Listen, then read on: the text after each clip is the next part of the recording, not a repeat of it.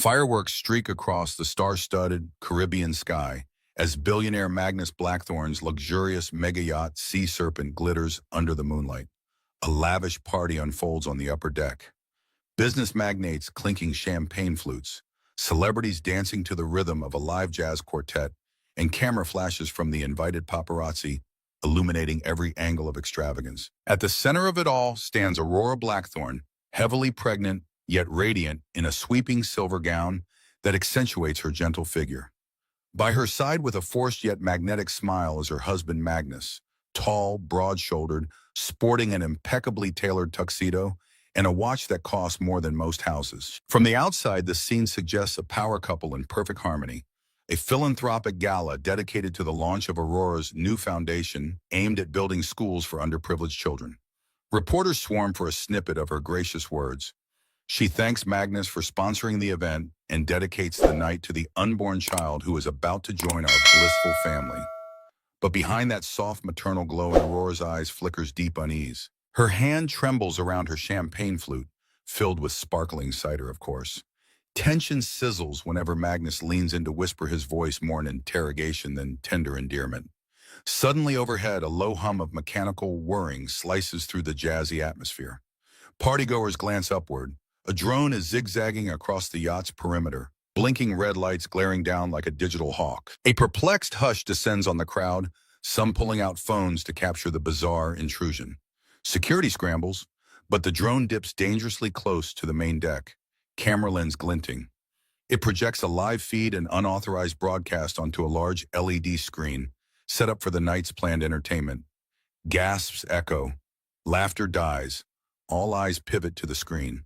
At first, the video is just shaky footage from overhead. Then it cuts glitching, re-emerging with raw images that freeze Aurora in her tracks. Grainy yet unmistakable phone footage shows her in a cafe somewhere in Manhattan, tears streaming down her face while an old friend, male with a concerned expression, reaches across the table to clasp her hand. The drone's feed magnifies the moment, making it look intimate and suspicious. The hush transforms into a thunderous wave of murmurs. Cameras flash. Partygoers whisper, scanning Aurora's horrified face. In that second, Magnus strides forward with a grave, almost rehearsed theatricality. He taps a champagne glass for attention, and the crowd parts in anticipation. "My dear friends," he begins, voice trembling with forced solemnity, "I regret that our night of celebration must witness a revelation." Aurora's heart pounds. Her mind whirls. Did he plan this drone stunt? She glances at his expression, a disturbing mix of heartbreak and vindictive triumph. For months, Magnus continues, "I have quietly endured suspicions about my wife's fidelity, and now I can remain silent no longer." A collective gasp ripples across the deck. Aurora's knees nearly buckle. She grips the yacht's railing, searching for Elise. Renwick, her best friend. Elise fights through the throng, jaw agape at the unfolding spectacle. Aurora can't believe what's happening. The man in the cafe was an old colleague from her time volunteering at a youth center. Nothing more. But the sly angle of the leaked footage transforms a gesture of comfort into something that reeks of betrayal. The crowd loves the scandal. They watch transfixed. The older tycoons, flamboyant socialites, and hounding paparazzi all sense blood in the water. Before Aurora can speak, Magnus delivers the first twist number one. "I have no choice but to announce I intend to seek a divorce from Aurora on grounds of infidelity." The word divorce ignites the onlookers like a struck match. Eyes flick from Aurora's tearful, trembling face to her swollen belly. The unspoken question, is that child even his? Cameras flash, voices blur. A trembling hush slithers through Aurora's spine. She tries to form words. "Magnus, you can't seriously believe." But the overhead drone's buzzing drowns her out, capturing every angle of her devastation. The humiliation feels nuclear sizzling through her veins. Here on her own philanthropic stage, the father of her unborn child has turned her into a spectacle of shame. And as if orchestrated by some cosmic tormentor, the ring of photographers inches closer, spotlighting her tearful protests and capturing every contortion of her face. In that moment, Aurora's carefully nurtured illusions about her marriage detonate like fireworks. She glimpses the stoic half-smirk on the periphery of the crowd. Scarlett Vendetta, the rumored mistress from Harrington Media, though she works at Blackthorne Broadcasting now, her red lips curl in a subtle, satisfied grin. It's the final stabbing blow. And then in a desperate surge, Aurora seizes the microphone from a stunned DJ. She's trembling but tries to speak. Everything you see is a lie. That man was just a friend. I never. But she's cut off by the final glitch of the drone feed. The screen goes black, leaving an ominous question mark for the crowd. Mics are thrust at her face. She staggers backward. This is the public expose that no PR firm can fix overnight. Shaken pregnant and cornered. Aurora can only manage a single terrified thought. She must fight back or be devoured. Her voice cracks as she calls over the murmuring guests. Don't believe all you see. I'll prove my innocence. Watch how the truth unfolds. But in the swirl of flashes and gasps, only a handful really hear her. The damage is done, at least for tonight. Her husband has struck first and struck hard, and she can see in his eyes there's more to come. This is only Act 1 of a twisted game.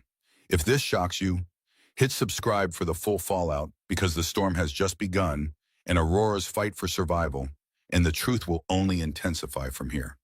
Will you keep watching? 48 hours have passed since that humiliating spectacle on the Sea Serpent. Aurora paces a quiet candlelit corridor in the land-based portion of Magnus's estate, an opulent penthouse in the heart of the Blackthorn private island. She can still feel the sting of the paparazzi's flashbulbs haunting her every blink. Outside tropical storms lash the bay, a fitting reflection of the chaos in her soul. The tabloids have run wild, pregnant heiress, caught in affair Blackthorn, scandal erupts on yacht gala. All at once, Aurora's phone buzzes ceaselessly. She must have 100 missed calls. Everyone from former classmates to gossip blogs. Even Elise has left a worried string of voicemails. Aurora, call me. Let's figure out how to respond. But Aurora stands alone, anchored by the swirl of confusion and heartbreak. How did the man she once loved so wholly transform into a monstrous accuser? She sinks into a chaise lounge and closes her eyes, letting her mind drift to their first meeting. A tiny flashback, a memory that once radiated warmth. She'd been a scholarship student at a prestigious East Coast university, while Magnus was an up-and-coming corporate titan, giving a keynote speech about innovation on the high seas. During the reception, he'd appeared at her elbow as she admired a centuries-old maritime painting. The horizon belongs to the bold, he'd said. Voice low and compelling, eyes full of possibility. Aurora had been captivated. They spent that entire night talking about philanthropic dreams and how technology could revolutionize education for impoverished communities. Her heart soared when a month later he invited her on a grand tour of his newly launched super yacht. She thought she'd found her soulmate, someone unstoppable, yet compassionate, someone who saw her not just her beauty or her innocence, but her ideals. She had no idea how far illusions could unravel. She also recalls meeting Scarlet Vendetta for the first time at a cocktail party, celebrating the expansion of Blackthorn Broadcasting. The woman was the epitome of lethal elegance, tall with fiery red hair, an MBA from a top school, and rumored to be as cunning as she was gorgeous. Aurora had felt an odd chill when Scarlet shook her hand, offering a gracious smile that somehow didn't reach her eyes. I admire your philanthropic focus, Scarlet had purred.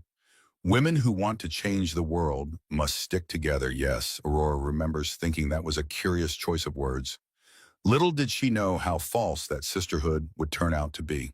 Now back in the present, a soft knock at the penthouse door rouses Aurora from her reverie. It's Arthur Cavanaugh, a poised man in his 40s with salt and pepper hair. Her newly hired lawyer Elise recommended him after the yacht fiasco. He steps in carrying a briefcase stuffed with documents. I'm sorry to intrude at this hour, he begins, but your husband's attorneys have filed preliminary paperwork for immediate divorce proceedings. They're questioning paternity and he exhales wearily. It's a PR nightmare, but it could become a legal one if we don't counter quickly. Aurora's stomach roils. Paternity? She rubs her baby bump protectively, feeling a swirl of heartbreak. He's out of his mind, she murmurs, voice cracking. He knows how much I wanted this child, his child. We tried for months. Her words trail off, replaced by tears she can't hold back. Arthur touches her shoulder gently. We'll handle this, but you must remain calm. Is there anything we can use to show he's not as, well, squeaky clean as he claims? Aurora hesitates. She has only suspicions. No proof. She's heard whisperings from the staff about him leaving at odd hours, and she's felt the sting of distance in their marriage long before that drone fiasco. But none of it amounts to real evidence of wrongdoing on his part. She shakes her head, tears slipping down her cheeks. Nothing, unless you count the times he's been seen with. She can't bring herself to say the Scarlet's name out loud. Arthur nods, reading her mind. No photos, no text messages. Silence. She rubs her temples, straining to recall any detail that might turn the tide. Magnifying her distress is the fact that the man in those incriminating cafe images is an old friend from her days volunteering at a youth center. He's no affair partner, she insists. He's just someone who helped me with my project. He texted me about donating some sports equipment for underprivileged kids. That's it. But Arthur warns her the public sees no nuance. Magnus's attorneys will pounce on any sign of intimacy. We need a strategy, and quickly. A swirl of conflicting emotions descends upon Aurora. Part of her wants to retreat into solitude to cradle her belly and shut out the world. Another part screams for vengeance for exposing every skeleton in Magnus's closet. That's when she recalls a snippet in the swirl of one late-night argument she'd seen a suspicious travel itinerary in Magnus's bag. Private jets booking confirmations for hotels in Milan, Tokyo places he'd claimed to have never visited. Could that be a red herring number one or a real clue? She can't be sure, but she files it away to tell Arthur. As Arthur leaves, Aurora stands by the balcony, gazing at the storm-lashed waves, the sea roars echoing her internal tempest. She thinks back to that humiliating drone footage. Who could have orchestrated such an invasive stunt? Did Magnus actually hire someone to break into the yacht's security system? Or is there a third party aiming to destroy them both? Meanwhile, she's haunted by Scarlett's serpentine smirk. The next time Aurora sees that woman, she swears there will be no polite conversation. She'll claw out the truth if she has to. Downstairs in the mansion's vast foyer, Aurora hears the faint rumble of voices. Magnus is apparently home, or at least within these walls. Once upon a time, the sound of his voice was a comfort. Now it's an omen of confrontation. She steels herself, thinking, he wants a war. I'll give him one. But even as she tries to muster her inner fury, an icy wave of helplessness engulfs her. She's 8 months pregnant, exhausted and emotionally raw. For a woman who once championed scholarships for the underprivileged, it's a cruel irony that she's now cornered in her own gilded cage. Finally, she catches her reflection in the glass. Her once bright eyes are dulled by sleepless nights. Her posture weighed by stress. She mouths silent words as if to reassure herself. I will fight for my child. The baby flutters inside her, a gentle kick that ignites a glimmer of resolve. She doesn't know how yet, but she refuses to let this false narrative overshadow the truth. She's sure the real scandal is lurking behind Magnus's stoic facade. The world might see her as the cheating wife, but she knows that illusions can be shattered by the simplest revelations. As thunder booms, she lifts her chin. She must gather her allies. Elise, Arthur, maybe even that old friend from the cafe who can confirm her innocence. The game is on, and Aurora has no choice but to play. Yet behind the scenes, shadowy players, Scarlett, an unknown manipulator, Magnus's competitor perhaps, are orchestrating their own moves. She can almost feel the noose tightening. What would you do in her position, she wonders, with the world's scornful gaze upon you and a child's future in your hands? She has no idea how dark the path ahead will become, or how soon a new wave of betrayal will break what little hope she clings to. Barefoot and breathless in the early morning light, Aurora bolts upright in her bed, awakened by a storm of paparazzi shouts.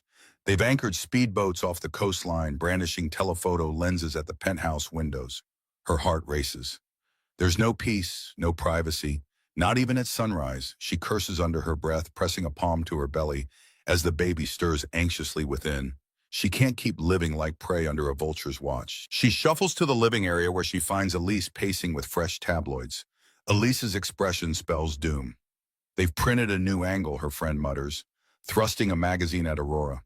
The front page screams, billionaire Blackthorn's wife, caught in secret, rendezvous, a private investigator, launches full probe.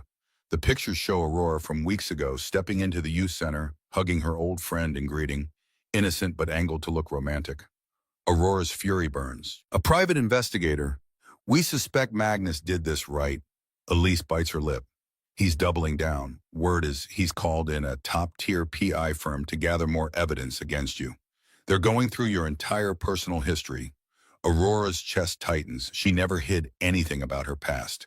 She grew up in a modest household, studied hard, and dedicated herself to charity. But she never expected to have every phone call, email, and meeting dissected for sinister meaning. She stares out the panoramic window, seeing tinted SUV headlights approach. It's no secret who's arriving. Magnus's entourage returning from a night out, or maybe from a secret rendezvous of his own. This constant intrusion is her first real taste of feeling powerless. Frustration, spike number one. The frustration is so thick it clogs her throat, an oppression that squeezes her from all angles. She decides she must confront Magnus directly. She marches down the corridor, ignoring the flutter in her stomach and the twinge of back pain. She finds him in the lavish main sitting room, dropping keys on a marble table. He's flanked by a new assistant, Scarlet Vendetta, wearing a razor-sharp designer suit and that same sly grin.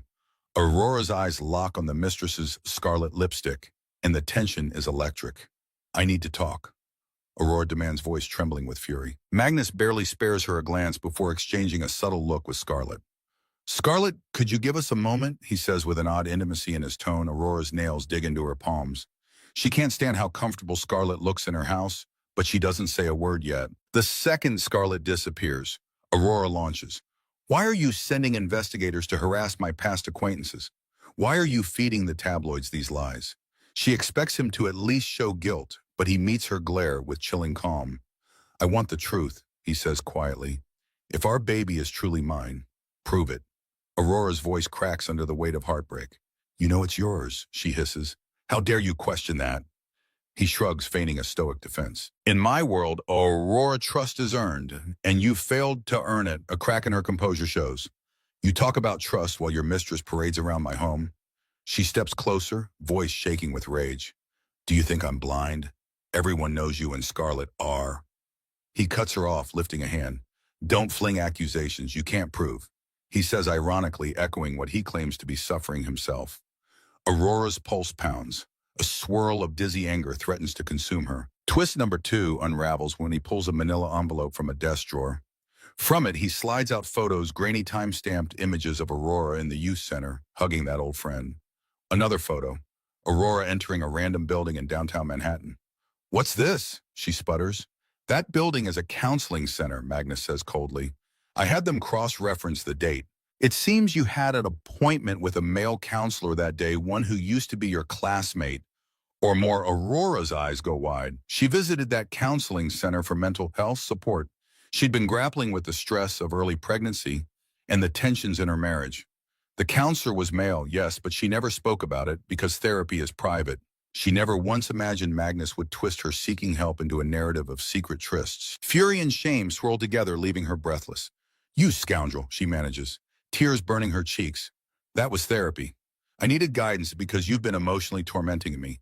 He tosses the pictures on the table with a sneer. A convenient story. The acid of betrayal boils in her veins. She tries to muster her strength to yell, to push back, but the frustration is like a noxious fog enveloping her. "I never believed you could stoop this low," she finally says. The worst part, she can sense that he's not done, that he'll keep going until she breaks. The baby delivers a sharp kick like an alarm sounding from within. Summoning maternal resolve, Aurora glares at him. "I'll show you how low I can't stoop," she vows, "because I will defend my child and my name, no matter the cost." She storms out, tears threatening to blind her as she passes Scarlet in the hallway. The redhead smirks, then oh so innocently remarks, "Rough day." Aurora. Aurora nearly lunges, but the presence of staff halts her. She storms away, feeling her entire body quake with rage. This is the second time in less than a week she's been hammered by suspicion and twisted evidence, and it's only the beginning. She's discovered that Magnus is systematically collecting proof to brand her as an adulteress. The question that roars in her mind is, where is his actual loyalty? If he's so sure she's cheating, what does that say about what he's hiding back in her private suite? Aurora collapses onto the bed, hugging a pillow to smother her sobs. Elise knocks softly, entering to hold her friend's hand. She tries comforting words. "We'll prove his accusations wrong. He can't hide his own secrets forever." But Aurora trembles, whispering her deepest fear. "He has the money, the power, the cunning. If he wants to ruin me publicly, can anyone stop him?" Elise's brow tightens with determination. "We'll find a way. He's not invincible, and if he has skeletons, we'll expose them first." Yet in Aurora's heart, the hopelessness pulses. This is only frustration. Spike number one, the first moment she truly feels cornered, powerless, trapped in a swirling pit of lies. She is pregnant, vulnerable, and facing a well-funded, well-orchestrated smear campaign. She glances at her reflection in a mirrored closet door. The woman staring back looks pale, terrified. Nothing like the starry-eyed idealist who married Magnus for love. If he continues this crusade, her child's future might hang in the balance. Would he even try to take custody? Claiming she's mentally unfit, her mind whirls with questions that have no easy answers. She knows that to triumph, she'll need to gather her wits, her friends, and some kind of bombshell that discredits him. But the seeds of doubt are planted. What if she can't find any evidence of his wrongdoing? What if the courts believe him more than her? The chain around her throat is tightening. In that suffocating hush, she steels herself. "I need to rest," she tells Elise, voice quivering. For the baby's sake, Elise nods, turning off the overhead light to help Aurora drift into an uneasy sleep. Outside, paparazzi still circle the waters, snapping telephoto shots of windows. They hope hold a meltdown. She wonders if the meltdown they crave is exactly what Magnus wants to see. If so, she must not give him that satisfaction.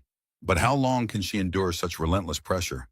The question plunges her into darkness, and she wonders, what would you do if your own spouse turned your entire life into a twisted scandal with an unborn child caught in the crossfire?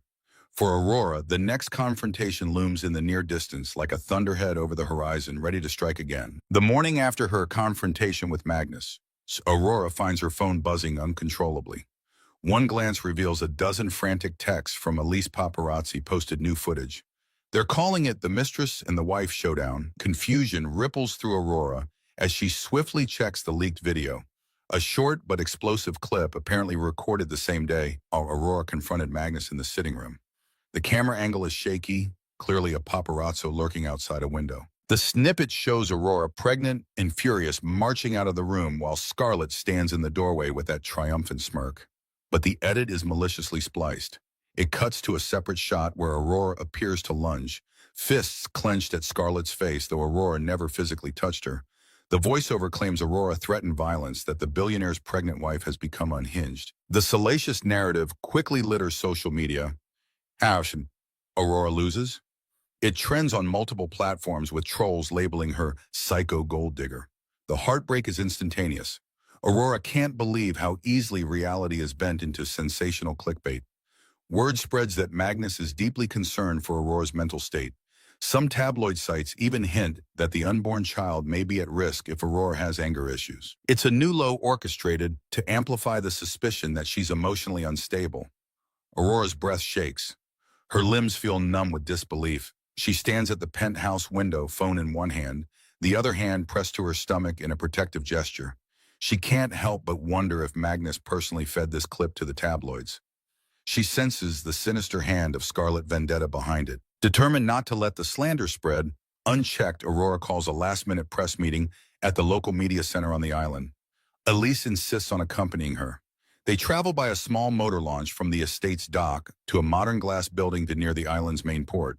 Despite the scorching sun, reporters have swarmed the steps, cameras rolling eager to devour the next morsel of scandal. This is Aurora's chance to publicly reclaim her narrative. The press room is a flurry of lights and microphones. She takes the podium, her face drawn but resolute. "These allegations of violence are false," she declares, voice trembling only slightly. "I have never and would never attack anyone." She clarifies the heavily edited footage, pointing out the suspicious cuts and camera angles. She begs the media to show compassion for a pregnant woman caught in a malicious rumor mill. But the reporters keep firing loaded questions.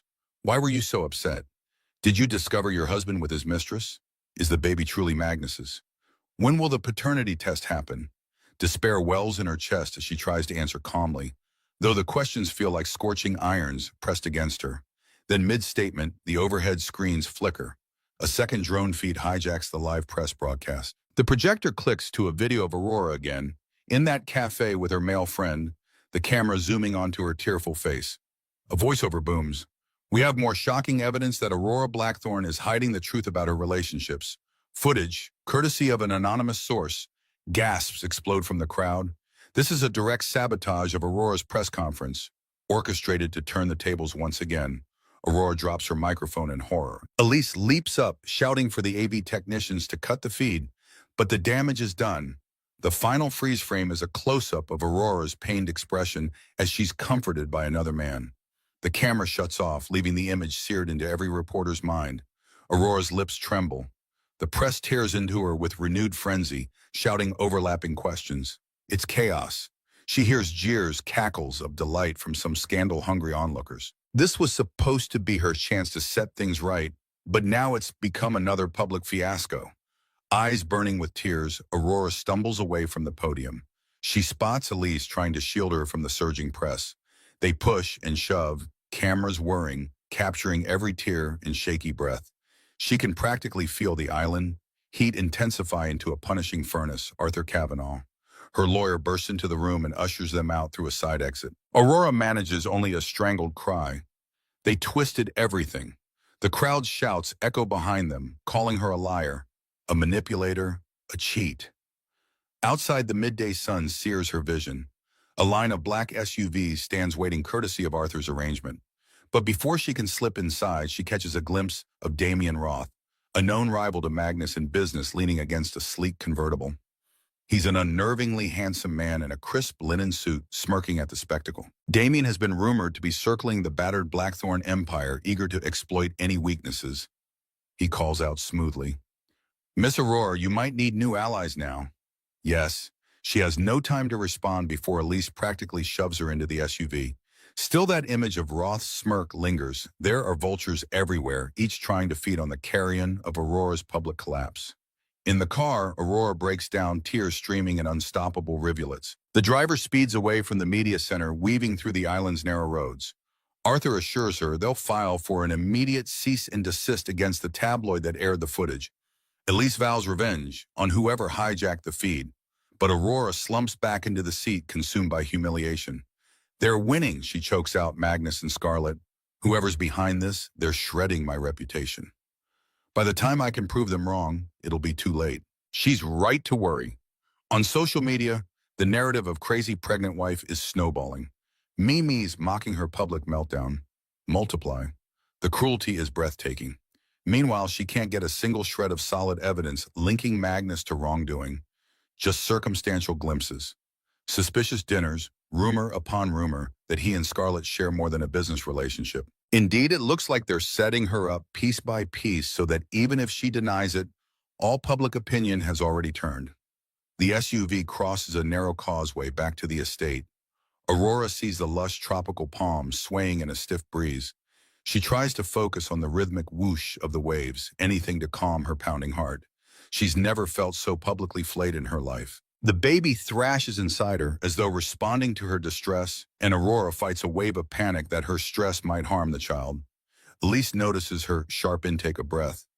"We need to get you calm. Take a bath, rest. We'll regroup." Aurora nods numbly. She's already mentally battered, and the relentless rumors just won't stop. As they pull into the estate's courtyard, security guards swarm to keep out roving photographers. The day's storm clouds gather overhead. Aurora steps from the car, glancing up at the swirling sky, feeling a hopelessness that matches the darkening clouds. "How can I fight illusions?" she whispers. Elise's eyes burn with loyalty. "We'll find a way." Suddenly, a thunderclap rocks the horizon. The estate's power flickers, momentarily plunging them into a hush of ominous quiet. In that electric second, Aurora senses a shift, as though the storm is about to break, both literally and metaphorically. She tightens her grip on Elise's arm, a silent vow forming in her mind. "No matter what it takes, I will protect my child from Magnus's lies." But as she trudges inside, the heartbreak is nearly unbearable, because deep down she remembers the man she fell in love with, generous, visionary, tender. Why has he transformed into this orchestrator of her ruin? What would you do faced with a second humiliating expose that stokes the fires of a global scandal? The question hovers unanswered as Aurora retreats behind locking doors, not knowing that the next blow is coming sooner than she thinks. Cliffhanger. Her phone pings with a text from an unknown number. "He won't stop until you sign the divorce. Take a deal before it's too late." Aurora's fingers tremble as she reads it. Is it a warning or a threat? It's dawn on the third day after Aurora's disastrous press conference. She's in her bedroom watching the sun rise in a blaze of pink and orange over the ocean. A stubborn sense of hope flutters in her chest. Yesterday, she woke up feeling cornered by the lies. Today, she vows to take the offensive. She's scheduled a private live stream for later that morning, a chance to speak directly to her foundation's supporters, bypassing the tabloids. She wants to address the rumors, share her side unedited, and reclaim her dignity. For the first time in days, she believes she might sway public perception back to the truth. By 9 a.m., the small camera crew from her charity arrives. They set up in the grand parlor, a room lined with marble columns and anchored by a sweeping view of the turquoise sea. Aurora, dressed in a modest peach maternity dress, steals herself. The plan, a short statement about her philanthropic mission, an assurance that she hasn't abandoned her life's work, and a mild address of the swirling rumors, just enough to plant seeds of doubt about Magnus's narrative. Ticking clock device enters. The charity event in New York scheduled for next week demands clarity. If Aurora can't salvage her reputation before then, major donors might pull out. Time is short and the stakes are colossal. She takes a deep breath as the live stream begins, the camera's red light glaring like an unblinking eye. Her voice is soft but steady. Hello, friends and supporters. I know many of you have questions about recent headlines. She speaks from the heart, describing how she's poured her soul into building educational programs for underprivileged kids. Then she shifts to a gentle defense of her personal life. There have been misunderstandings. She chooses her words carefully, not to sound accusatory. She references the manipulated footage, calling it distorted. She is poised and sincere, the perfect antithesis to the tabloid's portrayal of a hysterical cheater. Some of the comments scrolling in real time are supportive. We believe you, Aurora. Stay strong, sis. Her heart lifts. This might actually work. She can almost taste the possibility of redemption. Then abruptly, the door to the parlor slams open. Scarlet Vendetta strides in, her stiletto heels clicking on the marble floor like gunshots in a silent chapel. Aurora's eyes widen and the camera operators freeze. I'm sorry, Ms. Blackthorne, she insisted, blurts a flustered security guard behind her. But Scarlet waves him off as if she owns the place. Good morning, Aurora. Scarlet purrs, her lips curved into a feline smirk. Without warning, Scarlet pulls out an elegant folder, her nails tapping the cover. She turns to the camera, gaze locked, and announces, I have a statement on behalf of Magnus Blackthorne. A murmur of shock ripples among the small production team. Aurora tries to keep her composure, but she can feel the ground quake beneath her. The live stream is still rolling, thousands of viewers are already glued to the feed, and now they see Scarlet stepping into frame. Scarlet glances at the camera with a practiced, sympathetic pout. Twist number 3 hits like a bullet. Mr. Blackthorne has asked me to reveal that Aurora has refused all attempts at an amicable settlement. She's demanded outrageous sums and tragically threatened to bar him from seeing his own child. She sets down a stack of printed documents on the antique table. Here is evidence that our beloved Aurora has been funneling charitable donations into her personal account, presumably to fund a possible flight from the country. Aurora's face pales. She stammers, That's absurd. I never. But Scarlet brandishes papers for the camera, and the Sun production team zooms in. The documents appear legit with account numbers circled in red. The feed chat goes wild with a surge of confusion and condemnation. Is Aurora embezzling? This is insane. Aurora frantically tries to speak. Those must be fabricated. I've never misused foundation funds, but the drama is sizzling. Scarlet flips her silky hair, faking concern. I'm so sorry it came to this, Aurora, but you left Magnus no choice. He begged you to talk things through privately. The watchers online are bombarded with Scarlet's dramatic claims that Aurora used philanthropic donations to line her pockets, that she demanded a monstrous divorce settlement, that she threatened to keep Magnus from fatherhood. The dagger to Aurora's heart is that she can't disprove these allegations in real time. She has no immediate way to cross-reference phony documents on a live stream. She glances at the chat feed. Some viewers defend her, but others are outraged. The emotional whiplash is staggering. Her immediate hope, the redemption live stream, crumbles before her eyes. Hope lift crash number 1 is here. She was lifting herself out of the gutter of public opinion, only to be slammed back down with an even bigger scandal. Dizziness grips her. She can't breathe for a moment, can't formulate a coherent rebuttal. In the swirl of confusion, the camera pans to Scarlet's triumphant face. The mistress has effectively hijacked Aurora's platform, turning it into a public condemnation. More horrifyingly, Scarlet stares into the lens with watery eyes as though she's the victim. Mr. Blackthorne never wanted to do this. But the baby is at stake, she says, voice trembling with feigned heartbreak. Elise, alerted by the commotion, bursts into the parlor. She rushes to Aurora's side, whispering fiercely, "Don't let her see you cry. Shut down the feed." Aurora, still shell-shocked, manages a nod. One of the camera operators kills the live stream with a click, sending the feed into black. A ripple of outraged viewers remain on hold, flooding social media with frantic speculation.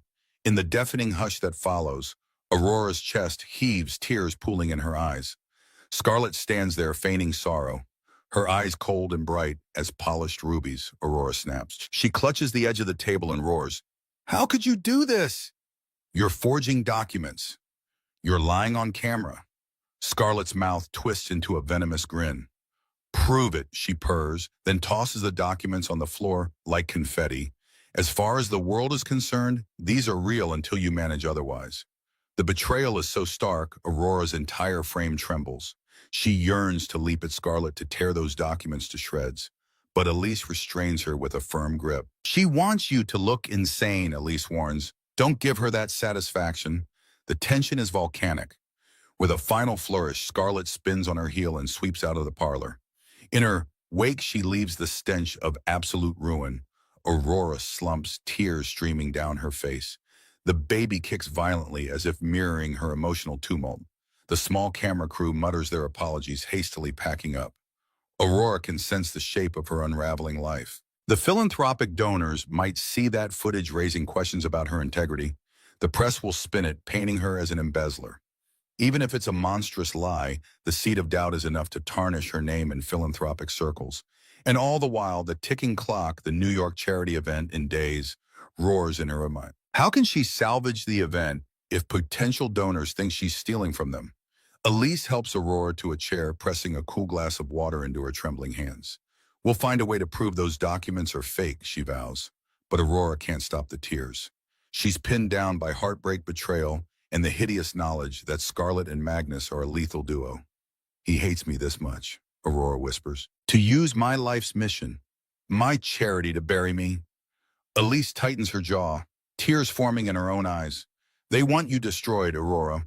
We have to move quickly or you'll lose everything." What would you do in this spiral of illusions with your carefully orchestrated comeback, hijacked and on live video, by your husband's mistress, painting you as a fraud? Aurora has no answer.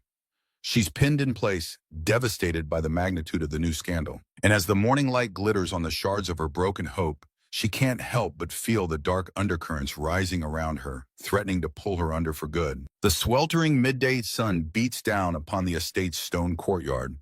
Aurora stands by a grand fountain, sculpted with mermaid-like figures, trying to steady her breathing. At her side, Elise and Arthur Kavanaugh, her lawyer, huddle in tense conversation. The fiasco from the hijacked live stream still reverberates across social media. #Aurora. Embezzler climbs the trending charts. Sponsors for her upcoming New York event are calling with concerns. Each phone ring feels like a new heartbreak. Arthur's brow is furrowed, his tone grave. "We can't just play defense anymore. It's time for a counterattack." He opens a briefcase to reveal a stack of legal documents. "File for divorce before Magnus does. Petition for marital assets, child support, and will challenge him to produce legitimate financial records. If he's forging documents to defame you, we'll demand full disclosure." Aurora's heart jolts. She never wanted to be the one to push for a divorce. She had hoped foolishly that the madness might de-escalate. But now, with her philanthropic reputation on the line and her child's future threatened, she sees no alternative. She glances down at the crisp pages. The words "Plaintiff Aurora Blackthorne" glare back a white-hot brand. The father of her baby is systematically destroying her. This is the only shield she has left. She lifts her gaze to Arthur. "He accused me first. Let him see how it feels when I strike back." Her voice trembles, but it's laced with anger. Elise offers a supportive squeeze of her hand. "You have no choice. He's forced you here." They walk into the estate's marbled foyer, prepared to confront Magnus with the freshly drafted petition. But he's not alone. Damian Roth stands there, arms folded, a smug tilt to his lips. The sight of Magnus's business rival in Magnus's own home sets Aurora's nerves on edge. She quickly realizes they're in negotiations. Damian is apparently trying to purchase some key assets from Magnus's media empire. The two men glance over as Aurora, Elise, and Arthur approach. The tension is thick enough to taste. Magnus's cold gaze flicks to the legal papers in Aurora's arms. Well, well," he says quietly. It appears you've come for round two. Aurora bristles, stepping forward. I'm filing for divorce on grounds of extreme emotional cruelty, defamation, and sabotage of my philanthropic work. You want war. You've got it. She extends the paperwork. Arthur clears his throat. Magnus Blackthorne, you have been served with these documents. We expect a formal response within. But before he can finish, Scarlet Vendetta emerges from a side corridor, smirking. She wordlessly plucks the papers from Aurora's grip. I'll make sure these reach legal, she purrs, flicking her red nails across the cover page. Damien Roth looks on with amusement, as if watching a dramatic play unfold. He lifts a brow at Aurora. Fascinating development. I must say, if you're free from the Blackthorn shadow, you might find new investors for your foundation. The man's insincerity rattles Aurora. She can't decide if he's a devil offering a lifeline or just another predator circling her downfall. Either way, she can't dwell on him now. Her focus returns to Magnus, whose face is unreadable. Frustration spike number 2 arrives like a sledgehammer. Magnus barks a laugh. You'll regret this, he warns, voice dripping with veiled menace. Think carefully about what you're doing. If you're truly pregnant with my heir, do you realize how the courts might view your embezzlement charges? I'll use every resource to ensure the child isn't born into a liar's arms. Aurora trembles, feeling as if the floor is given way beneath her. He's threatening custody before the baby even arrives. The insidious terror that she might lose her child chokes her. Elise steps up, face fierce. Back off, Magnus. You've terrorized her for weeks. She has every right. But Scarlet cuts in with a venomous chuckle. Oh, but does she? The world's turned against her, darling. I doubt she can prove these outlandish claims. Aurora's hand clamps over her belly protectively. She can't fathom the cruelty. How could Magnus, once so tender, deny her the right to raise her own child? The intensity of the confrontation escalates as Damien casually checks his watch. If you're all done with your domestic theatrics, Magnus, we have a meeting to resume. The final blow is the casual disregard, as if Aurora's heartbreak is mere background noise to business deals. She musters her last shred of dignity, turning on her heel and storming out. Elise and Arthur trail behind the divorce papers, officially delivered. That evening, Aurora stands on a private balcony, the ocean wind tangling her hair. She's fighting a storm of tears. Arthur quietly enters, placing a gentle hand on her shoulder. We've filed. There's no going back. She nods, lips trembling. He threatened me in front of everyone, she whispers. He wants to paint me as an unfit mother. The gravity of it crushes her. She's carrying the baby day by day, barely a month from her due date. Yet her world is unraveling in real time. In the distance across the estate grounds, paparazzi lurk with cameras trained upward. Even in her sanctuary, she can't escape their watchful eyes. Arthur tries to soothe her.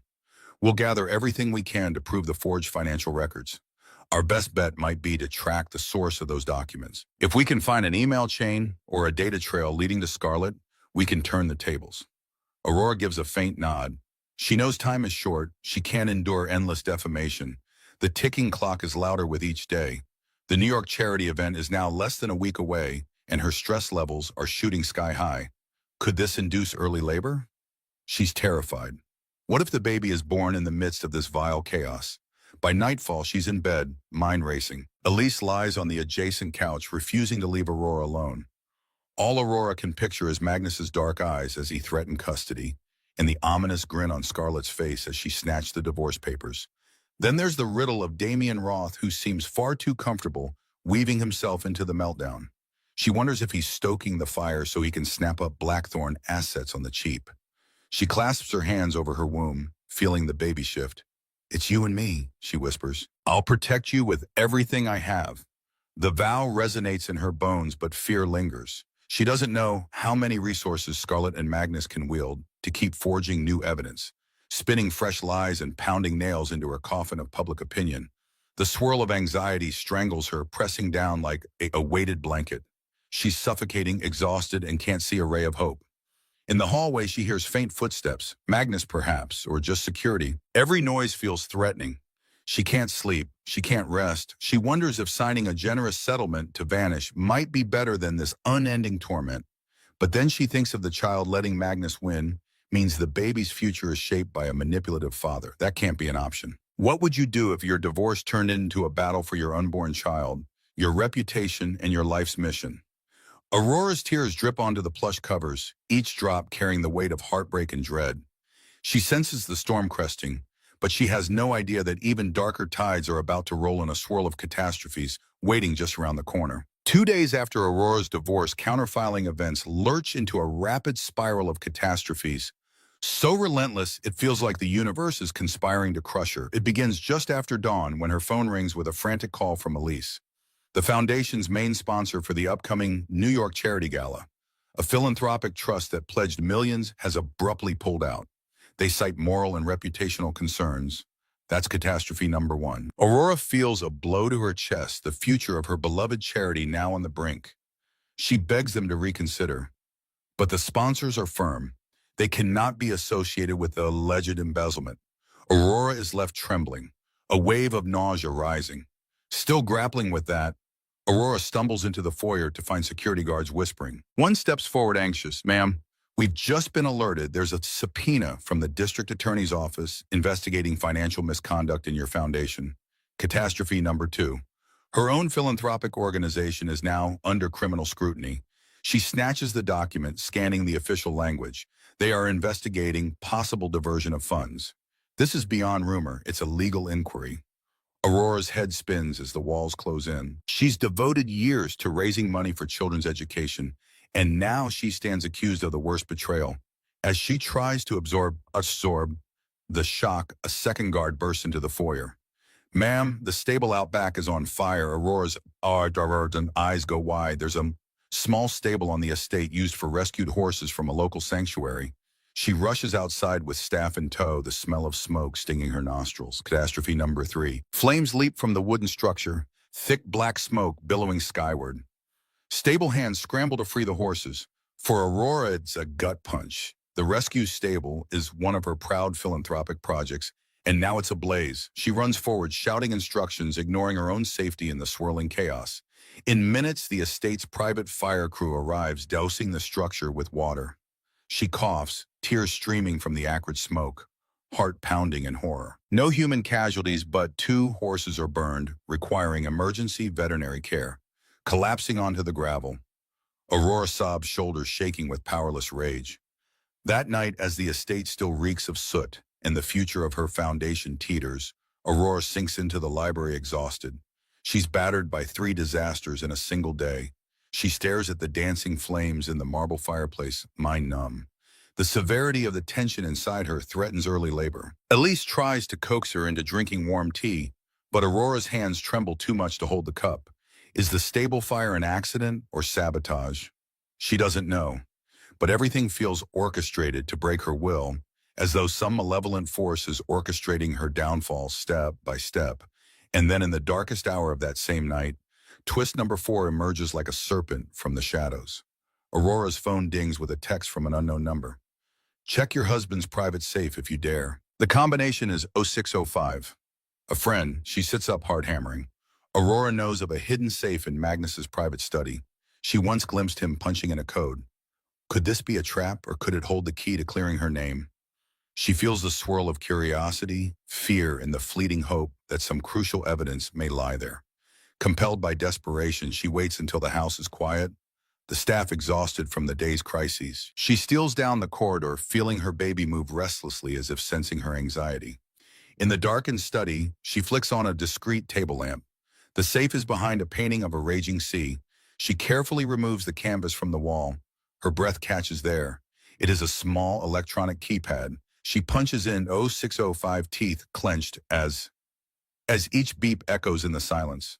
Miraculously, the lock clicks open. Within the safe, she finds documents, a ledger, bundles of foreign currency, and a series of photos. Her hands tremble as she flips through them. The ledger appears to detail offshore transactions, massive sums of money being routed from Blackthorn accounts to shell companies, dates, code names, repeated references to SV. She stops, cold eyes widening. SV? Scarlet Vendetta. Is this proof that Scarlet is embezzling funds from the Blackthorn Empire? She sets the ledger aside, rummaging for more. Then she sees photographs of Magnus with Scarlet in various global locations: Tokyo, Paris, Dubai. Some quite intimate, others purely businesslike. The timestamps go back months, well before Aurora's pregnancy. Her pulse hammers. He's been betraying her for far longer than she suspected. But here's the kicker. Some pictures show them signing documents with foreign officials, possibly forging Aurora's name. She can't be sure, but the glimpses of her own signature identical to hers on the margins of certain pages is chilling. It suggests a grand scheme, one that might link Scarlett's or Magnus's finances to Aurora's charitable accounts. The puzzle pieces start to align. Could these be the origins of the embezzlement evidence used against her? The final photo stabs her heart. It's a grainy shot of her wedding day, a moment in which she's gazing adoringly at Magnus. On the back in Scarlett's slanted handwriting are the words, "She was always the perfect cover." Aurora's vision blurs with furious tears. She knew betrayal was afoot, but she never imagined such elaborate, far-reaching deception. How deeply have they entangled her in their conspiracy? She snaps pictures of the ledger and incriminating documents with her phone. She'll analyze them with Arthur tomorrow. A swirl of triumph and heartbreak grips her. This could be the evidence that exonerates her and proves Magnus is the real criminal. But it also cements the horrifying truth. Her entire marriage might have been a sham, orchestrated to legitimize or launder money. And once she served her purpose, they set about destroying her. Retreating from the study, she secures the safe exactly as she found it. The adrenaline still surges in her veins. She nearly collapses from the strain, her pregnant body teetering with fatigue. Elise is startled awake as Aurora returns to her suite, trembling with an almost manic mixture of hope and dread. She spills the details in a hushed whisper. Elise's eyes widen in shock. "We have to show Arthur tomorrow." First thing, her friend insists. Aurora nods. "I think we might finally have them." Magnus, Scarlett. They're behind so much more than infidelity. They're behind a global financial crime. As she rests her head on the pillow, the stench of smoke from the stable fire still clinging to her hair, Aurora grips her phone with white-knuckled determination. Her life is a black hole of catastrophes, but she has a flicker of possibility that might break the darkness. What would you do if, amid a triple assault on your life, you discovered a loaded gun of evidence locked away in your enemy's safe? Aurora can't fathom the next steps, but she prays that these new revelations can tear down Magnus's empire of lies once and for all. The following morning, Aurora wakes to the sound of gulls outside her window. A mild wave of morning sickness rolling in. She steels herself. Today is mediation day, the first official attempt by the courts to see if the warring Blackthorns can settle their differences without a full-blown trial. Ironically, it arrives at the very moment Aurora holds explosive evidence in her phone that might turn the entire narrative on its head. She can't quite quell the flutter of optimism in her chest. If everything goes well, she'll show the mediator the scandalous ledger photos, the suspicious signatures, the global trips with Scarlett, the smoking gun that proves Aurora is no embezzler, but a victim. Elise helps her dress in a subdued navy maternity dress, hair neatly pulled back. "We don't want theatrics," Arthur Kavanaugh coaches as they prepare to leave. "Your strength is your sincerity. Let them be the ones to squirm." Aurora nods, remembering to breathe. She's 8.5 months pregnant.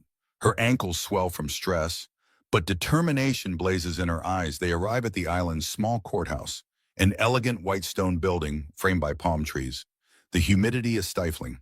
A handful of paparazzi try to snap photos, but security keeps them at bay. Inside, the mediation room is lined with polished mahogany. Magnus and Scarlett are already seated with their attorney, an imperious woman in a power suit. From the corner, Damian Roth observes with a sly grin. Apparently, he's invested in the outcome, for reasons not yet fully clear. Aurora wonders if he's an opportunist, hoping to see the Blackthorn Empire destabilize so he can swoop in. A court-appointed mediator, a silver-haired judge named Ruth Hathaway, calls the session to order. She calmly lays out the protocol. No yelling, no direct attacks. An attempt to negotiate child custody and financial arrangements. Aurora shifts uncomfortably in her seat, feeling the baby's gentle but insistent kicks. She keeps her phone closed, her ace in the hole. Arthur nudges her to speak first. With a measured voice, Aurora recounts how she's been vilified by forged documents, how her philanthropic foundation stands in ruins due to false embezzlement claims.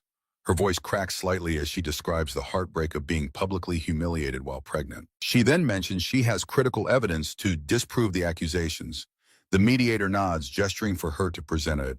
But Magnus's side is quick to interrupt. Scarlett stands commanding the room with her tall posture and impeccable suit. "Your Honor, if I may." Ms. Blackthorn is attempting a diversion. She says, lips curving, She's about to show you irrelevant documents. My client is prepared to prove they are doctored. He holds the true documentation regarding Aurora's misallocation of funds. The mediator looks from Aurora to Scarlett. I will see all evidence and weigh it accordingly. This is a mediation, not a trial. Let's keep the theatrics out of it. Aurora's breath trembles, but Arthur signals for her to proceed. She unlocks her phone and presents a folder of images, the ledger with coded references to SV, the large sums funneling to foreign accounts. The intimate photos of Magnus and Scarlett traveling abroad. These are from Magnus's private safe. Aurora states voice steady. They indicate collusion to possibly launder money and forge my name. At the very least, it shows that I had no role in financial wrongdoing. The real scheme is between Magnus and Scarlett.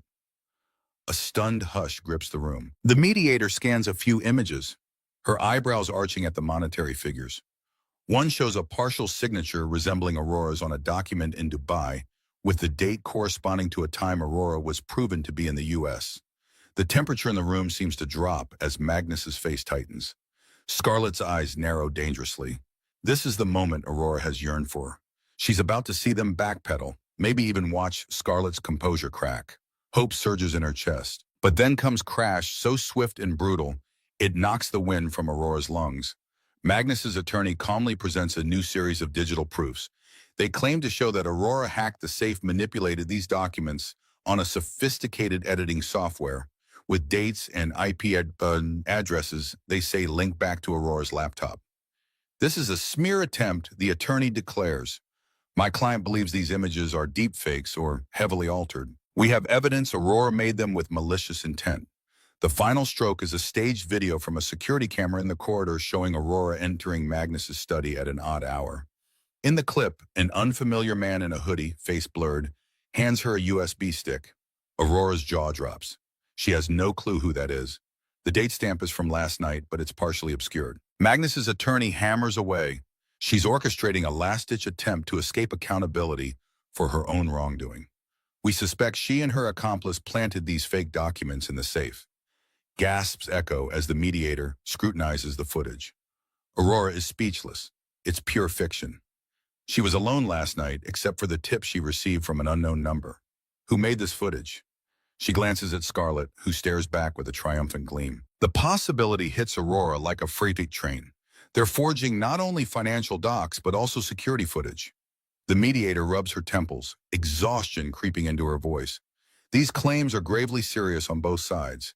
If these documents are genuine, Mr. Blackthorne and Miss Vendetta face potential criminal charges. If they're falsified, Mrs. Blackthorne is committing perjury. This may require a forensic investigation. Aurora's precious vantage dissolves into a muddy stalemate, overshadowed by the new evidence from Magnus's team. It's a cunning hope-lift crash, number 2. Right when Aurora believes she'd corner them, they unleash an even bigger deception, dragging her back into the whirlpool of doubt.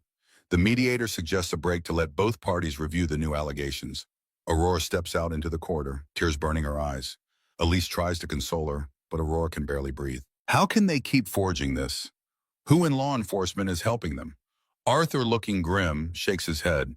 This is next-level corruption, Aurora. We need a top digital forensics expert. This won't be settled in a single mediation session. They're playing for keeps. Meanwhile, from across the hall, Magnus meets Aurora's gaze with an unsettling mix of regret and defiance. For a moment, she thinks she sees a flash of sorrow in his eyes, like he's not entirely proud of this savage spectacle. But the moment passes overshadowed by Scarlett's pointed whisper. She can't catch the words, but she knows they're mocking her. The break ends. The mediator calls them back in. She states that these issues are too complex for simple mediation. She will recommend a continued investigation by the court, meaning months of legal entanglement. She tries to coax an interim agreement. Aurora remains in partial control of her foundation's day-to-day, while an auditor is appointed. Magnus is barred from forcibly removing her from the island until the baby is born. In exchange, she must permit monthly financial reviews and paternity testing once the child arrives. Aurora swallows her pride to accept because the alternative is an immediate court ruling that might suspend her foundation entirely. Arthur gives her a cautious nod. There's no better compromise right now, but inside Aurora is reeling. The conversation wraps with no real victory.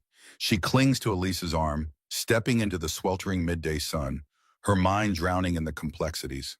Just hours earlier, she believed she had a smoking gun. Now that gun has backfired, and she's the one pinned under suspicion, forced to undergo future investigations. Her foundation is under audit. Her child's paternity is being legally mandated, and the forging machine behind Magnus and Scarlett rolls on. What would you do if your best evidence was twisted into an even bigger snare? Aurora stands on the courthouse steps, paparazzi flashing photos from behind cordons. She wants to scream, but the baby's kicking reminds her to stay composed. Another day in the crucible, another day with no closure. She locks eyes with Magnus, who's leaving with Scarlett and the rest. They share a final silent stare.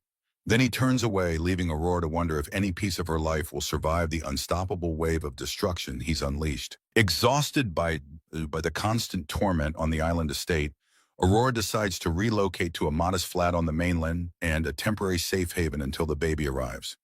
It's a far cry from the marble hallways and glitzy parties she once called home. The building's facade is plain. A small rooftop garden overlooks the city's skyline, and the neighbors are mostly working professionals who pay her no special attention. She cherishes the anonymity. Elise helps her move in. They lug suitcases and a few personal mementos, pictures of Aurora's parents, baby clothes she's collected, and crucial legal documents. The living space is cramped but warm, with sunlight filtering through worn curtains. For the first time in weeks, Aurora breathes freely, relieved to be beyond the constant glare of paparazzi outside the Blackthorn mansion. She hopes this personal rebirth can anchor her shredded spirit, yet her finances are precarious. The foundation's accounts are frozen pending investigation. She's living off a small reserve she'd painstakingly set aside years ago. She sighs at the realization a pregnant woman once, a philanthropic rising star, now borderline broke due to her own husband's manipulations. Still, she finds solace in organizing the baby's corner. The small nursery nook is decorated with a few plush toys and whimsical wallpaper. Each evening, Aurora stands by the window, resting a hand on her belly, reminding the baby and herself that they'll make it through. One day, a letter arrives in the mailbox, red herring number 2. It's from a longtime donor to Aurora's foundation who claims to have inside knowledge about a secret deposit made in Aurora's name. The letter is cryptic, referencing an account in the Cayman Islands that Aurora supposedly authorized. The donor expresses shock and betrayal, demanding answers. Confusion knots Aurora's stomach. She's never opened an account in the Caymans, but she can't dismiss the possibility that someone used her identity. Could this be another piece of the puzzle linking Magnus and Scarlett's wrongdoing? Or is it a new trap designed to further incriminate her? At her wit's end, Aurora calls the donor, but the phone number is out of service. She checks with Arthur, who tries to trace the letter's origin.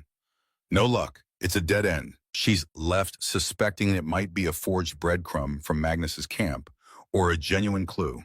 The uncertainty is maddening. Meanwhile, her stress and isolation mount. She's estranged from the philanthropic community that once hailed her as a young visionary. Only Elise remains steadfast. Frustration. Spike number 3 arrives unexpectedly. Late one evening, Aurora hears pounding at her flat's door. She opens it to find a process server delivering another lawsuit, this time from a group of donors accusing her of fraud in civil court. They are piggybacking off the criminal investigation, the server explains with a pitying shrug.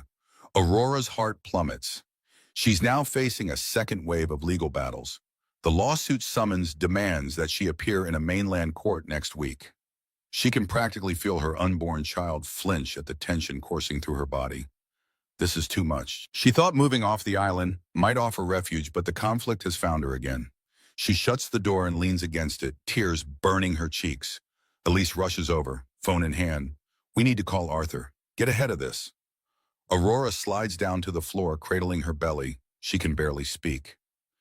It's as if every corridor leads to a dead end. Every attempt to start anew is crushed by a fresh assault. Elise kneels next to her, smoothing hair from her face. I swear we'll get you out of this labyrinth, she murmurs.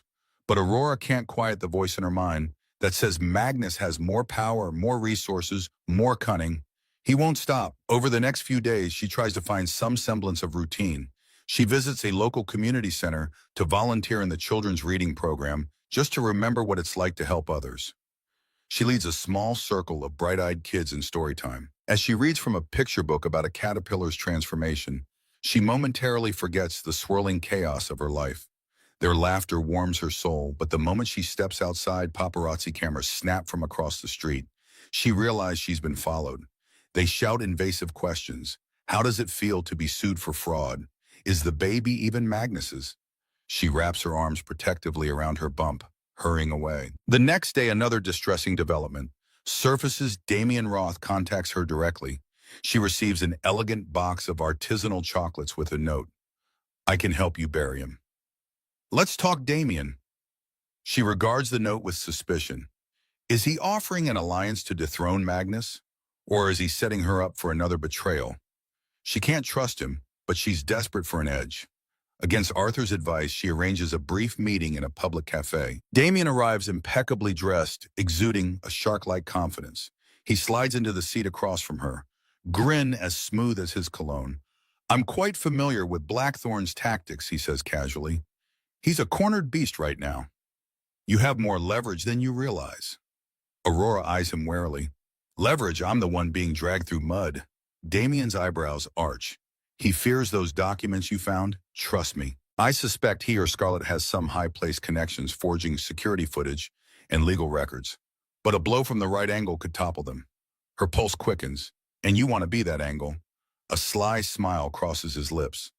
Let's say I enjoy seeing them squirm. If you let me acquire certain Blackthorn assets, I can share intel that exposes Scarlett's deeper involvement.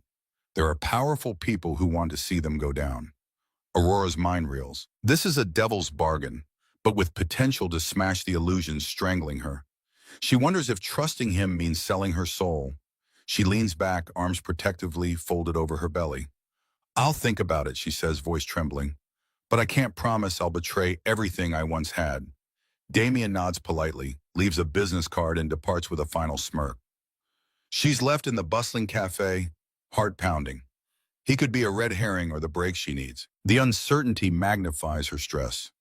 Returning to her cramped flat, Aurora collapses onto the old sofa, tears slipping quietly down her cheeks. The baby stirs a gentle reminder that life within her fights on, despite the swirling chaos.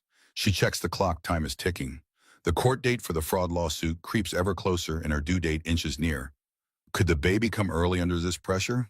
She's terrified. What would you do if you had to rebuild yourself from scratch, while a storm of lawsuits and false narratives threatened your every move? For Aurora, the flicker of rebirth in this new flat is overshadowed by a deepening gloom. She stares out the window at the endless city lights, searching for a miracle. But all she finds is the echo of her own heartbeat. The stage is set for yet another round with destiny, one that might break her or transform her into a force unstoppable. A fresh wave of relief washes over Aurora as she settles back into a padded chair at the private obstetric clinic. The hum of machinery soothes her nerves. She is here for a late-term ultrasound, scheduled to ensure that stress hasn't compromised the baby's development. The walls are painted with calming pastel murals of blossoming flowers. Soft classical music tinkles in the background, a welcome respite from the battle raging outside. The doctor, an older woman with kind eyes, applies warm gel to Aurora's abdomen and begins the scan. Elise stands beside her, clasping Aurora's hand. On the monitor, they glimpse the baby's profile. A delicate nose, tiny fists. Aurora's breath catches. The baby's heartbeat gallops strong and steady. For the first time in weeks, tears fill Aurora's eyes. Not from pain, but from wonder. Your baby seems healthy, the doctor announces. With a gentle smile, Aurora's heartbreak eases. She needed this good news. It's the second stage of her personal rebirth. A moment of pure maternal connection that transcends the ugliness of the divorce war. After the exam, Aurora feels a surge of optimism. She steps into the clinic's courtyard, inhaling the scent of jasmine blooming along a trellis. Elise beams. See, the world can still bless you with some grace. They celebrate with a quick stop at a nearby cafe for decaf lattes. The conversation drifts for once away from lawsuits and paparazzi. Elise persuades Aurora to consider a post-birth future. You could move to the countryside, raise the baby in peace, start a new foundation once you clear your name. Aurora nods, hesitant but hopeful. Perhaps she can create a sanctuary free from Blackthorn's shadow. Mid-sip, Aurora's phone buzzes. She glances at the screen. Arthur is calling. Her stomach clenches reflexively. Did something happen? She asks. Arthur's voice crackles with urgency. I've found something big. He says I can't explain over the phone. Meet me at my office, ASAP. Elise and Aurora exchange looks. Another wave of tension ripples through her, yet she can't ignore the possibility that this might be the lead they need to blow the conspiracy wide open. Within the hour, they arrive at Arthur's modest downtown office, a stark contrast to the opulence of Blackthorn's domain. He ushers them into a cramped conference room. I hired a specialized digital forensics firm, Arthur says, tapping his laptop. They analyzed the security footage used against you in the mediation. The date stamp is partially falsified, and the IP logs contain anomalies indicating tampering. In simpler terms, it's a deep fake. Aurora's heart skips, so we can prove it's a fake. Arthur nods but raises a cautionary finger. We can cast doubt, yes, but they have a labyrinth of forged metadata. This is a dangerous, well-funded operation. We need more than a digital anomaly to break them. Yet his eyes glimmer with a newly discovered twist number 5. We found an unguarded link in their chain. The building's main security system logs. They forgot to fully wipe data from the day in question. It still shows Magnus's personal code was used to enter that corridor hours before you supposedly snuck in. Aurora's pulse thunders in her ears. You're saying he or Scarlett was physically tampering with the cameras? Arthur nods gravely. This is the missing puzzle piece, proof they set you up. If we can authenticate these logs in court, we can unravel their entire narrative. A spark of joy flares in Aurora's chest. She imagines standing before a judge presenting undeniable evidence that Magnus orchestrated the entire meltdown. Maybe then the mountain of false charges would collapse and her child's future would be safe. Elise can hardly contain her excitement. Finally, something they can't just fake or bury. This is it, Aurora. They share a group hug, a swirl of relief and camaraderie. For a few precious seconds, Aurora feels unstoppable. She calls it a day and returns to her flat with Elise. The sun dips below the city skyline, painting the apartment in gold and purple hues. Aurora hums softly, rummaging through the fridge for a modest dinner. She feels lighter, her mind teeming with ideas on how to present the evidence. This is the moment she thinks I might actually end the madness. She rubs her belly, whispering to the baby, "You'll be born into truth, not lies." Suddenly a rap on the door. Elise opens it and gasps. Magnus stands there unannounced, posture stiff with a subdued tension. Aurora's heart leaps into her throat. She squares her shoulders. "How did you find my address?" she demands. He ignores the question. Elise wary steps aside but stays close. Aurora notices a flicker in Magnus's eyes, remorse or maybe desperation. He speaks softly. "I heard about your ultrasound. I just wanted to make sure you and the baby are all right." Aurora stares, uncertain how to process this concern from a man who systematically ruined her life. "We're fine," she answers coldly, "but you have no right to be here." He nods, gaze dropping to the floor. "I know," he says quietly. "Aurora, He falters. She senses a deep conflict within him. Is he truly wrestling with regret? She tries to hold firm. "If you're not here with a settlement to fix the devastation you caused, leave." He exhales a ragged breath. "There are forces bigger than me at play. You don't understand. I made mistakes. It got out of hand." Her anger flares, out of hand. "That's your excuse for forging evidence, torching my reputation, threatening custody of my child." Her voice trembles with pent-up fury. Magnus runs a hand through his hair, glancing at Elise, who glares back. "Scarlett, she has her own agenda. I never wanted it to escalate this far, but she's threatened me too. She said if I don't push the divorce and get your signature on certain documents, she'll expose." He trails off, lips tightening. Aurora's mind whirs. Expose what? Some deeper crime he committed. She shakes her head, refusing to be swayed. "Don't come to me for sympathy. You chose her side the moment you destroyed my life." Tears glisten in her eyes, but she stands tall, refusing to let them fall. The baby jabs her ribs as if spurring her on. Magnus looks anguished. "I know. And I'm sorry I never meant to." Before he can finish, Elise interjects. "You can't waltz in here playing the victim now. The damage is done. Get out." After a charged pause, he shuffles toward the door, turning back one last time. "She's dangerous, Aurora. I'm worried about you." She snaps, "Then do the right thing and come clean." He nods hesitantly, a swirl of conflict crossing his face, then slips out into the hallway. Elise locks the door behind him, releasing an exasperated sigh. Aurora sinks into a chair, tears threatening to spill. She doesn't know what to believe. Is his fear genuine, or is this another manipulation? Either way, the new evidence from Arthur beckons. She can almost taste victory, But what if the final confrontation reveals horrors she's not prepared for? Could it be that the entire fiasco is bigger than just an affair? Or greed? She cradles her belly, eyes drifting to the window where the city lights sparkle. She recalls the unconditional love she saw in the ultrasound earlier. That's what she's fighting for. She won't let confusion derail her now. What would you do if the villain you despise showed up at your door, torn between guilt and fear? Aurora ends the night uncertain whether Magnus's remorse is real or just one more twist. She can't ignore the possibility that Scarlet holds even more sinister secrets. Tomorrow might bring clarity or a new wave of deception. But for this moment, Aurora braces herself, clinging to that fleeting hope gleaned from the ultrasound. As she closes her eyes, she whispers a silent vow. I will see this through for both me and my child. Sunlight floods Aurora's tiny flat on the morning of the biggest decision she's faced yet. Arthur managed to snag an urgent hearing in a mainland court to present the newly discovered security logs. If the judge deems them credible, Aurora could walk away vindicated.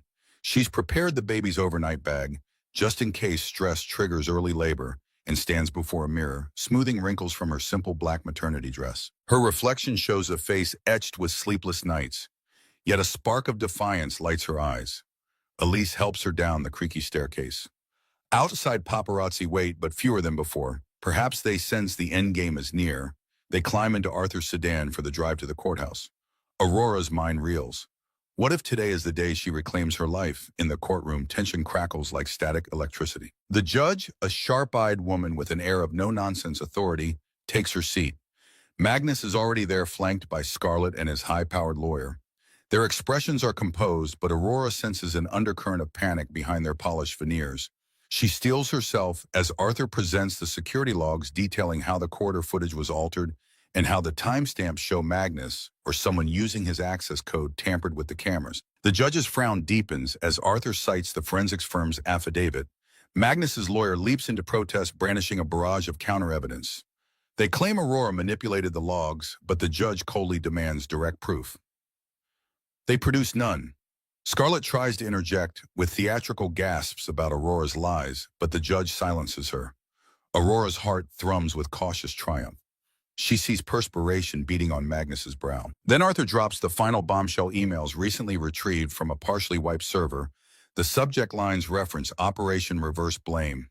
With drafts that appear to have been typed by Scarlet but never sent, the text outlines a plan to systematically doctor Aurora's digital footprint while siphoning her foundation funds, pinning the crime on her. Gasps ripple through the small gallery. Aurora's breath catches. This is the evidence that might blow the entire fraud case wide open. The judge's eyes narrow as she reads the lines. Terms like offshore funneling, secret footage, and threatened custody appear in damning context. She sets the pages aside, glaring at Magnus and Scarlet. This is highly incriminating. If proven authentic, it suggests a criminal conspiracy. Scarlet's eyes flash panic. She glances at Magnus, who won't meet her gaze. The hush that follows is thick with possibility. Aurora can't hide her tears of relief. For the first time, official eyes see the monstrous truth. It was all an elaborate charade. She clutches Elise's hand under the table, trembling with euphoric shock. The judge adjourns to her chambers, briefly returning with a pronouncement. A digital forensics inquiry will proceed at once. Pending the outcome, the court orders a freeze on any further defamation suits against Aurora. The divorce remains in process, but the entire impetus for painting Aurora as an embezzler is now under serious doubt. Exiting the courtroom, Aurora's knees nearly give Elise and Arthur envelop her in a relieved hug. She feels a rush of emotional release. Fake calm washes over her. She imagines everything being sorted within days. Her name cleared, her child's future secure. Reporters gather, snapping questions, but Aurora responds with a level voice for the first time. The evidence speaks for itself. My only wish is for justice and to welcome my baby in peace. She glances around for Magnus, but he's vanished, likely to some backroom confrontation with Scarlet. A quiet sense of victory blossoms in Aurora's chest. She can almost taste freedom. Double-end twist begins that evening. Aurora returns to her flat, physically spent, but emotionally elated. She places a gentle hand on her belly, murmuring to her unborn child, "We did it. We made them see." Elise is in the kitchen, rummaging for tea, the tension in the air notably lighter. Then a ping from Aurora's phone, and an unknown number again. Magnus wants to cut a deal. He'll confess all if you meet him alone. Name the time and place. Her pulse races.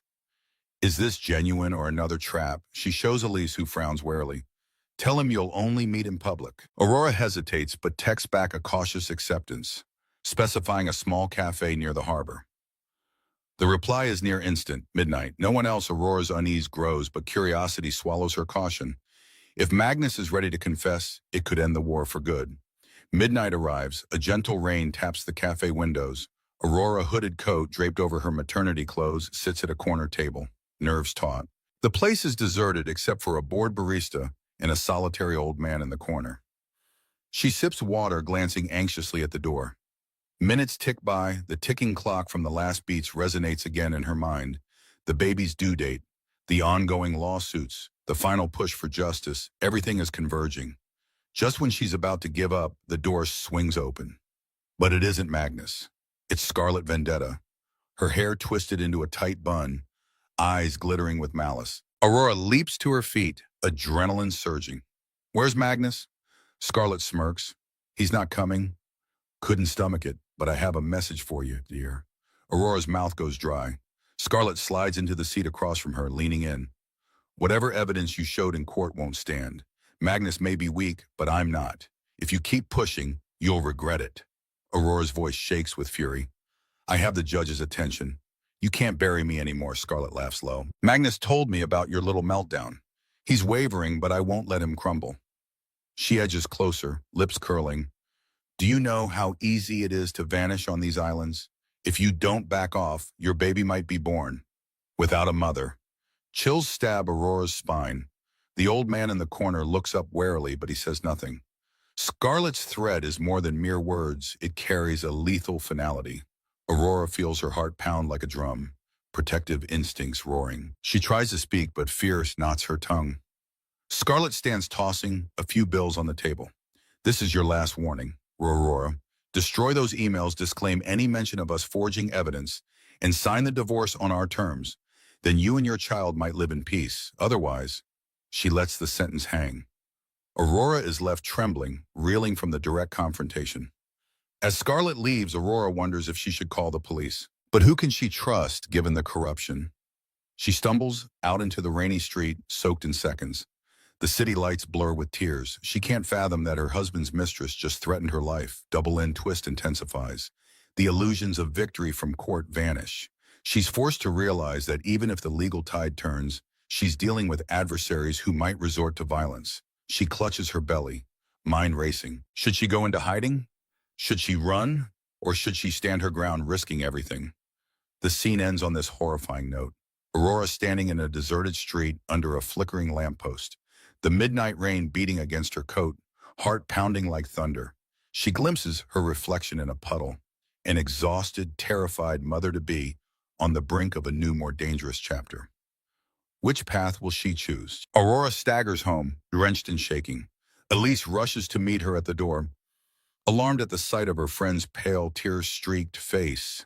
Aurora recounts, Scarlet's threat voice trembling with an undercurrent of rage. Elise's eyes burn with fury. We have to inform Arthur and the police. We can't let her terrorize you. But Aurora paces the small living room, arms wrapped protectively around her belly. She knows the system might be compromised. She's discovered too many layers of bribery and forgery to trust the local authorities blindly. They speak in hushed tones, forming a plan Arthur must be told at once.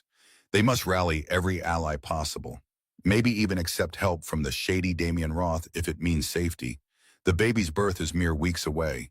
If that, Aurora's mind spins. What if the stress triggers early labor? She envisions giving birth in a hidden clinic or fleeing to another state. Yet the thought of running from these criminals forever is unbearable. She wants to stand her ground to end their hold over her life once and for all. As dawn breaks, Aurora manages a brief, fitful sleep. She dreams of a newborn's wail echoing in a grand, empty corridor.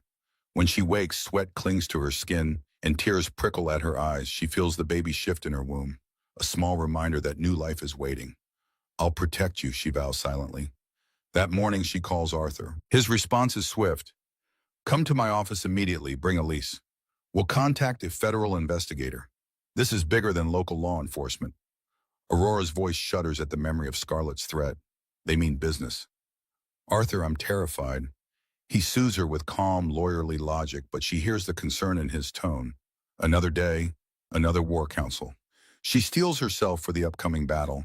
Before leaving, she sets up a camera in her living room, determined to record a personal statement, one final cry for truth. She sits with Elise behind the camera, pressing record. Her eyes glow with the ferocity of a mother scorned. To anyone watching, she begins voice low and resolute. My life has become a labyrinth of lies and intimidation. I'm fighting not just for my reputation, but for my child's right to be born into a world free from corruption. I won't bend to threats. I won't be silenced. She breathes, raw emotion flickering across her features. If something happens to me, know that Magnus Blackthorne and Scarlet Vendetta hold the keys to this conspiracy. Elise puts a comforting hand on her shoulder as Aurora ends the recording. The gesture might be the last line of defense if events take a lethal turn, with the memory cards safely tucked away. They head to Arthur's office. He's arranged a conference call with a federal investigator who expresses interest in the email proof. The conversation is laced with caution, but it's a glimmer of hope.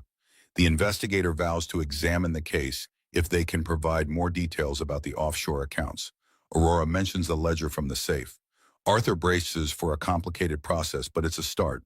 Something bigger than local courts might unravel the web of money laundering and blackmail. After the call, Aurora collapses into a chair, relief and exhaustion flooding her. The sun slants through Arthur's blinds, painting stripes of light across the worn carpet. Elise squeezes her hand, nodding with silent reassurance. For once, Aurora feels the possibility of real protection, but every victory so far has triggered an even fiercer retaliation from Scarlet. Will turning to federal authorities provoke a final lethal move? Arthur straightens his notes, glancing at the time. I should remind you the judge's hearing on your foundation's fraud case is still scheduled next month. If we can prove these forgeries beyond a doubt, you'll be exonerated. But we must survive until then. Aurora offers a wan smile. Survive indeed. She paces to the window, gazing at the bustling street below. She imagines a life where she can hold her baby girl. She secretly believes it's a daughter and watch her grow without the shadow of scandal. That dream feels fragile, yet tantalizingly close. By late afternoon, Aurora and Elise step out of the office, tension coiled in their muscles. A gentle breeze tugs at Aurora's hair, reminding her that the world outside continues spinning, oblivious to her personal inferno. They share a tired laugh, deciding to grab dinner at a nearby bistro as they settle at a quiet table. Elise tries to lighten the mood. We should pick baby names. Something strong, fearless. Aurora smiles softly, considering names that evoke resilience like Hope or Victoria. Her heart warms at the idea, even as a pang of uncertainty reminds her that Magnus might fight for paternal rights. Later that evening, Aurora records a short message for her social media channels, an outro of sorts, addressing her supporters who still believe in her innocence. She sits on her battered couch, phone propped up. Her voice carries the weight of her journey, friends. I stand at a crossroads. You've seen the headlines, the lies, the intimidation. Yet I've also found moments of compassion and fierce love. My question for you is, forgive or never? After all that Magnus has done, do I seek peace or exact revenge? Should I let the father of my child be part of our lives if he truly repents, or is betrayal an unforgivable crime? She exhales, her expression raw. What would you do in my place, standing on the brink of motherhood, haunted by betrayal, yet longing for a future free of hatred? Her audience is quiet, though she can see supportive messages begin to pop up. She ends with a final call to action. Comment your verdict and subscribe for part 2, because our story isn't over. The real fight is just beginning. She taps upload. The sun is fully set now and city lights sparkle through the windows. She closes her eyes, letting a tear slip down her cheek. She's no longer naive enough to believe in quick fixes. She knows the war with Scarlet is reaching a boiling point. The baby's birth looms like a promised miracle, yet also a vulnerability. The swirl of lawsuits, the hush of the federal inquiry, the menacing texts from unknown numbers. These threads are spinning into a final confrontation that could upend everything. But in this moment of reflection, Aurora chooses to stand tall. She recalls the vows she made at the ultrasound. This child will be born into truth. No matter the cost, she won't back down. She rubs her abdomen gently, whispering a prayer that they'll both make it through the storm. The camera light winks off. The final frame is Aurora gazing into the lens with quiet determination. Outside, thunder grumbles in the distance, an omen or a mere passing storm. She brushes aside the fear, focusing on the unwavering love she already feels for her unborn child. Tomorrow beckons with both danger and possibility. Comment your verdict and subscribe for part 2, Echoes in the Silent Flat, a promise of more battles, more revelations, and perhaps, if the fates are kind, a triumphant rebirth beyond the ashes of betrayal.